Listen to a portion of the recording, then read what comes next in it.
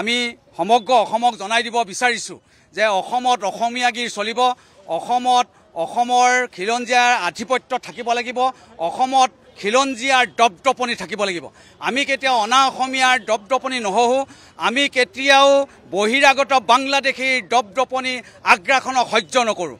অসমত অসমৰ যি খিলঞ্জীয়া জাতি জনগোষ্ঠী আছে, এই খিলঞ্জীয়া জাতি জনগোষ্ঠীৰ যি কৃষ্টি সংস্কৃতি ভাষা আছে, ইয়াক সুৰক্ষিত কৰিবৰ কাৰণে খিলঞ্জীয়া ঐক্য মঞ্চই কাম কৰি যাব।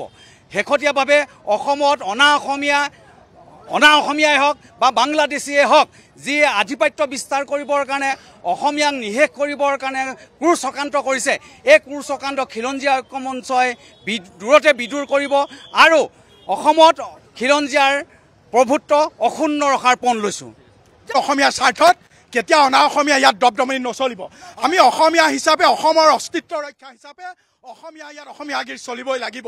তাতে মই আপোনালোকক অনুৰোধ জনাইছোঁ, যিহেতু অসমত অনা অসমীয়াৰ ওপৰত মাওৱাৰীয়ে হওক, বিহাৰীয়ে হওক, বেংগলীয়ে হওক বা অবৈধ বাংলাদেশী মিয়া বাংলাদেশীয়ে হওক, যি অনা অসমীয়াৰ ওপৰত অগ্ৰাসন, এই অগ্ৰাসন কিন্তু আমি কোনোদিন সহ্য নকৰিম।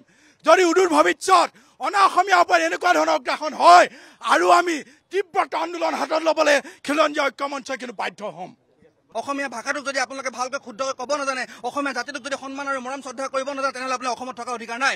আমি আজি ঐক্য মঞ্চ এটা কথা স্পষ্টকৈ ক'ব বিচাৰিছোঁ যে অসমত থাকি এটা সহায় সহযোগিতা কৰাৰ অজুহাত লৈ অসমত যিধৰণে তেখেতে আগ্ৰাসন চলাইছে, ভূমিৰ ওপৰত আগ্ৰাসন চলাইছে, আমাৰ অৰ্থনৈতিক ওপৰত আগ্ৰাসন চলাইছে, এয়া অতি শীঘ্ৰে বন্ধ কৰিব লাগিব। ইয়াৰ প্ৰতি কোনো ধৰণৰ ব্যৱস্থা যদিলৈকে চৰকাৰে গ্ৰহণ নকৰে, আমি ঐক্য মঞ্চৰ ব্যৱস্থা গ্ৰহণ কৰিম। আজি চাওক, আজি কিছুদিন পূৰ্বে ধেমাজিত এজন ৰাজু চাহু নামৰ এজন অনা অসমীয়াই আমাৰ এজন খিলঞ্জীয়া যুৱকক শাৰীৰিকভাৱে অক্ষম যুৱকক মাৰপিট কৰিছে। এই ঘটনাটো নিন্দাজনক গৰিয়ে নাযায়, কিন্তু আজি পৰ্যন্ত যিসকলে অনা অসমীয়া সংগঠনসমূহে নিজকে দম্ভালি মাৰি অসমৰ পৰা অত্যাচাৰ চলাই, তেখেতে কিন্তু আজি পৰ্যন্ত স্পষ্টীকৰণ নিদিলে বা ক্ষমা খোজাৰ যোগ্যতা তেখেতে নাভাবিলে। সেইকাৰণে যে ঐক্য মঞ্চ একত্ৰিত হৈ এটা কথা স্পষ্ট বিচাৰিছোঁ, অসমত যদি তোমালোকে আছা, অসমীয়া ভাষা, অসমীয়া জাতি, অসমীয়া মানুহ সন্মান আৰু শ্ৰদ্ধা কৰি থাকিবলৈ হ'লে শিকা, নহ'লে অসমত বিদায় লোৱা তোমালোকে। ধন্যবাদ।